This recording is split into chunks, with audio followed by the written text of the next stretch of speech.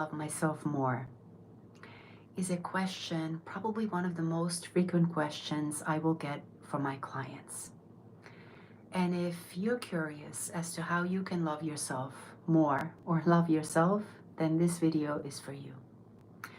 Keep in mind, from the perspective, okay, people typically reach out to me as a last resort. That means they have identified the problem, they are still stuck with the problem, and the problem could be something emotional, mental, physical, or even spiritual in nature. And no matter what they try, no matter what they do, the problem is still there, even though they have already invested thousands of dollars and hours and lots of their energy and attention into trying to fix this. And here they are, still stuck with the same problem. That's when I will typically meet my clients.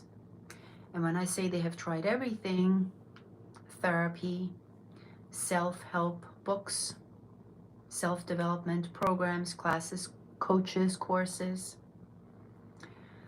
they have done all kinds of healing modalities like Reiki, EFT. They've been to retreats. They have listened to the podcasts. They have watched the motivational videos, tried all kinds of things, massages, psychosomatic stuff, all kinds of things. And yet they're still in the same position they were. And maybe they have experienced a little bit of relief here and there, but what they want is a breakthrough. And so here's how you can have a breakthrough, especially in regard to this idea of how can I love myself?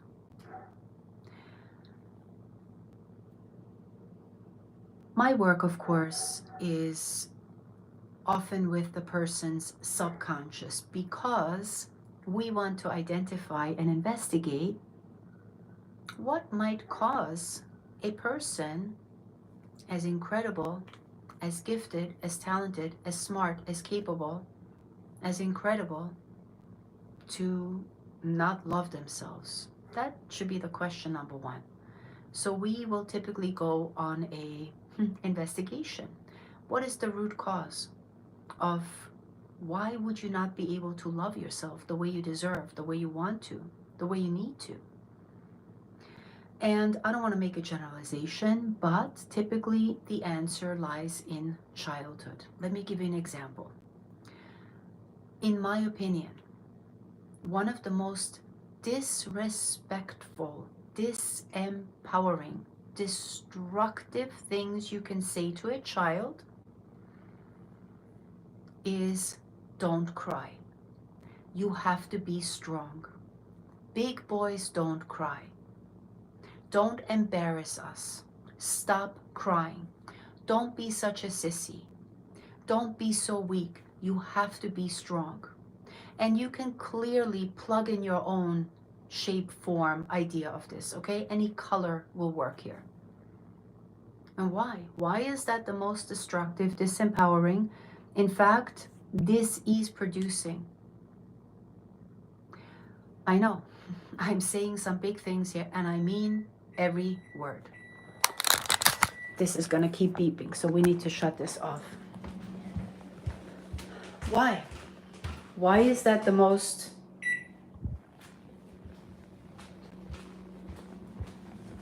awful thing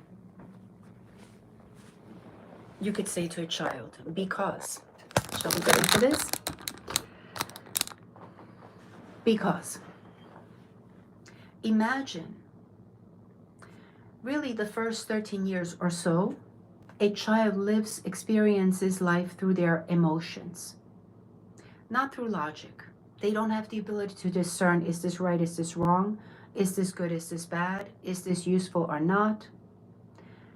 They simply live with feeling. This feels good or it doesn't feel good. They already have a conscience, okay? They already are being guided as to what's right, what feels good and what doesn't feel good.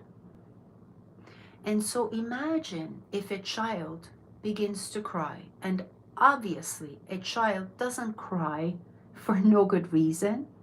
A child doesn't know how to be spiteful. A child doesn't know how to be inconvenient. A child could care less whether you are at church or in the supermarket or at an important family function. When a child is in pain, when a child needs attention, it will make itself known. And obviously, for a large part, that is through crying. And that child obviously has a need, a want, or some sort of message that it wants to convey. Because a child that is happy, relaxed, playful, they don't have a care in the world. They just go about their day, right? But now imagine that child who has that need or want or pain or desire or question, passionate, curious, right, about life, gets shut down by stop crying, go to your room, or I will give you something to cry about. Children are seen, not heard. How dare you embarrass us? Who do you think you are to ask for such an expensive thing? Don't be so selfish. So the child feels what they feel, and they try to understand what that is. And instead of getting support and a welcoming, supportive, warm reception, the child gets shut down.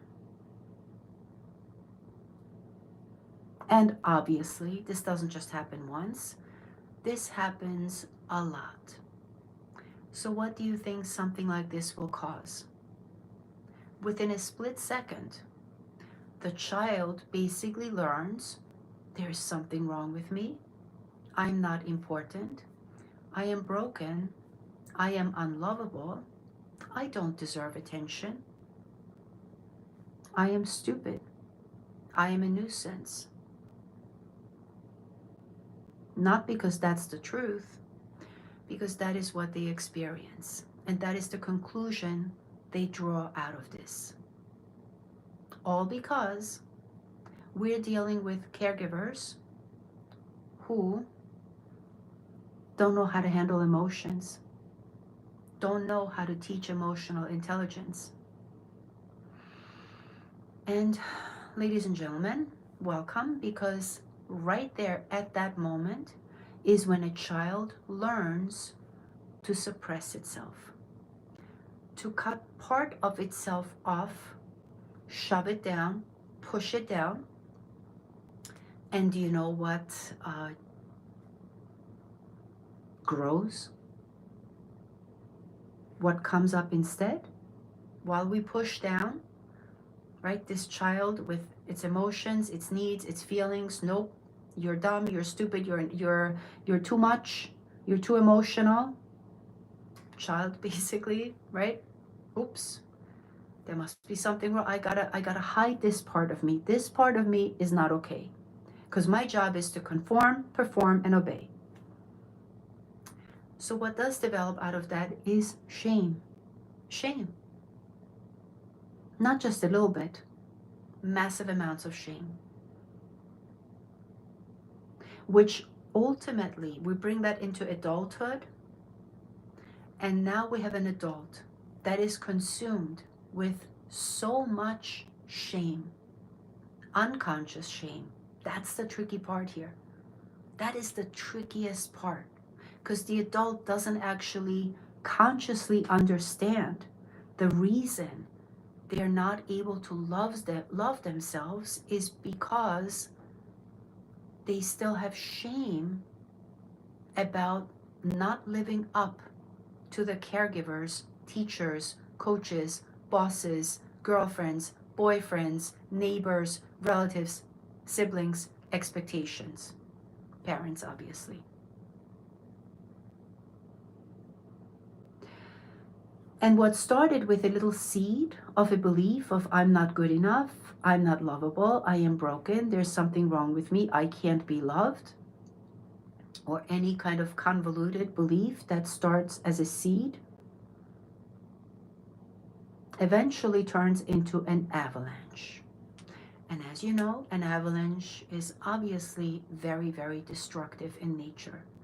Just like the idea, if a person fundamentally, most of the time unconsciously, believes I am not good enough, it's not okay for me to be seen, it's not okay for me to speak up, it's not okay for me to take up space, I am too much, I am too extra, I am not enough, this and that, I'm not perfect enough yet, I don't qualify yet, people don't accept me, people don't like me, if I do say that, people will judge me, people will criticize me. You know, and isn't it fascinating? And of course, I can tell you this because I've worked with hundreds and hundreds of people. What unfortunately and interestingly is so much more familiar to individuals is self-loathing and self-criticism and self-judgment and self-blame and self-shame. Much more familiar. That inner critic, very much vibrant and alive in most human beings. And that is what ultimately becomes familiar. That is what ultimately becomes a habit. That is what ultimately a person will get used to. And that person ultimately lives their life with this inner critic, constantly berating them, shaming them, blaming them. You're not good enough yet. You're not perfect enough yet. What's wrong with you? Why can't you be like everybody else? How come you're not further along? Why aren't you married yet? You know, how come you're out of college 10 years and you still live with your parents? What's wrong with you that you don't have a better job? Why don't you drive a better car? What's wrong with this jalopy? How come? And this is all around us. You know, these reminders are all around us. But if you don't have a strong enough backbone, if you don't have a healthy, beautiful self-esteem, if you don't have the confidence, if you don't have the self-love, you can easily be seduced and triggered by all these ideas our society tries and does a damn good job every single day to convey to us and to convince us that we are not good enough. And it's so easy to get bought into that, especially if you have experienced a childhood where, and here's the tricky part, you may have grown up with parents who it seemed like they loved you and they adored you and they praised you and they validated you. But what if that praise and validation was only there as a result of something you did or said or how you performed or how you didn't perform? Well, now that's no longer real praise. That's no longer real validation. That is, we will love you if. We will accept you if. That's very conditional, and that's not love. That's manipulation. Think about that for a moment.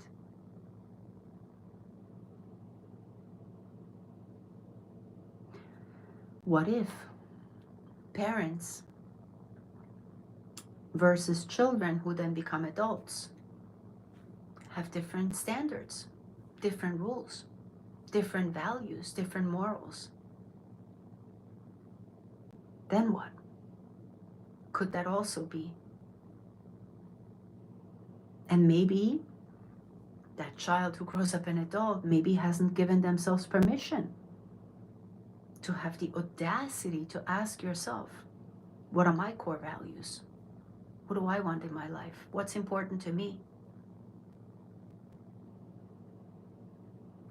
Instead of continuing to constantly and exhaustingly having to live up to other people's expectations. And keep in mind, good luck with that, because what if their opinions constantly change? Which is just a normal human being. We often change our mind, we grow, we expand, we evolve. It's very healthy. The more you learn, the more you grow, the more you expand, the more, because keep in mind, these same parents at one point might have tried to convince you that there's such thing as a tooth fairy or a Santa Claus, only to find out when you're, I don't know, 18 years old, there is no such thing. How about that? So it's tricky, these things are tricky. So the healthiest, most empowering, most loving thing, if you want self-love, if you want to know how to love yourself more, if you want to know how to love yourself, start with having compassion and empathy with that child, you, and notice how the child came to the conclusion a long, long time ago that I'm not enough. I am broken. There's something wrong with me. And tell the child the truth. And imagine if you, as the child, would have had this idea. If somebody could have told you then, hey kid, no. Don't draw these quick conclusions. No. Remember, you're just, this is just somebody's opinion. Don't be so quick to make this about you and your self-worth and your value as a human being, and what makes you special or not, or good or bad. Don't be so quick to draw conclusions here. Because what if mom just had a bad day? What if dad was fired and you happen to be in the middle of the storm? Of course, when human beings are emotional, especially fear and guilt and anger, they often do things that seem very irresponsible and unreasonable. But a child doesn't know that. A child takes everything personally. And that's when the problem started. And I hope that by now, even a little bit, that you have been able to notice even just a small shift already about how you see yourself, about how you love yourself, about what you can give yourself right now in this moment today. Maybe a new story, maybe a new conclusion, maybe a new idea, maybe a different story. Maybe you can change the story and tell that child the truth about the value. It's such a weird self-worth. To me, it's such a strange concept. I've been thinking about this a lot. It kind of makes no sense. Self-worth, as if, I don't know, human beings can be traded for money, or it's just kind of a bit weird, is it not? But I think for the sake of this conversation, we all know what we are talking about here. At the end of the day, though, right, it comes down to when you, inside of yourself, can feel warmth and gratitude and freedom and joy. And when you can start to feel the light and light, both, when you can really drop into your heart, into the reality of who you really are, drop into the heart and really get present with the energy that's there and the divine intelligence that has always been there, that, remember, you had to suppress, you had to dim, you had to quiet, because it literally was the most intelligent, safest thing to do so that you can survive. It was absolutely your duty, and the most smartest, powerful thing for you was to obey, conform, and perform. You don't have to do that anymore. You now get to call the shots. You get to. And this is, again, I'm asking for a lot. I know this is a bit of a loaded thing. Today, you get to live life on your terms, conditions, standards, definitions of success. And if you did, what would that look like? What would that sound like? What would that feel like? How would you be living your life if the only person you had to answer to was you? In fact, you don't even need to answer to you. Like, why would you even do that? But if you could ask yourself, what would make my life worth living? What must be in my life for me to be tickled pink? Regardless of what other people think or want or need or expect or accept. If you could welcome you into you exactly the way you are, fat, skinny, tall, short, grande, malente, I don't know. Whatever it is. Imagine if you could totally welcome those parts of you that you might have been shaming and blaming and criticizing and berating. Imagine if you just drop that now and say, you too are welcome.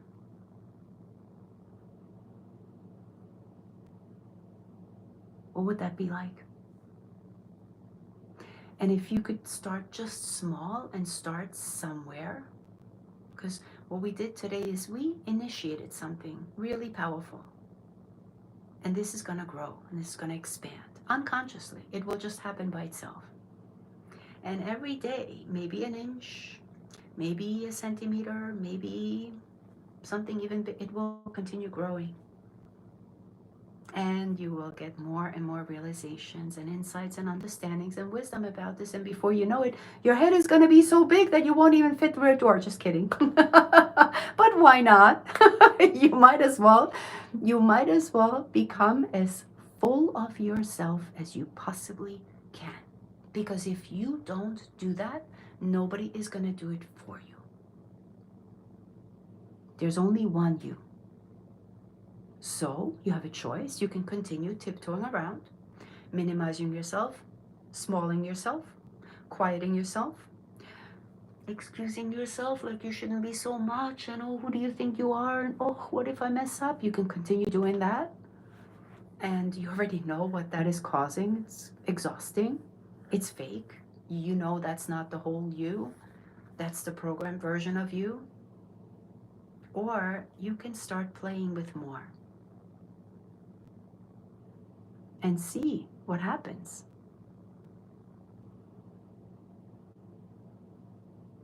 Have fun.